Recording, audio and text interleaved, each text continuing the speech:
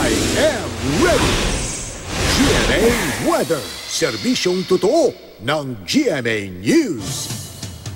Nawala na ang low pressure area na nagpaulan at nagpabaha sa Visayas at Mindanao nitong weekend. Pero isa na namang LPA ang namataan ng pag-asa sa Kabasalan, Zamboanga, Sibugay sa Mindanao. Mababa lang ang tsansa na maging bagyo ito pero magdadala naman ang ulan simula ngayong gabi. Sa datos ng Metro Weather, maulan na ngayong gabi hanggang bukas sa Zamboanga at Sulu Archipelago, habang maulan din sa Caraga at Davao bukas ng umaga. Makararanas naman ang thunderstorm sa malaking bahagi ng Mindanao sa hapon. Sa Visayas, may ulan sa eastern at central section sa umaga, habang maulan naman sa central at western section sa hapon dahil sa tail end of a cold front. Sa Metro Manila, bahagyang maulap at mababang tsansang umulan maghapon.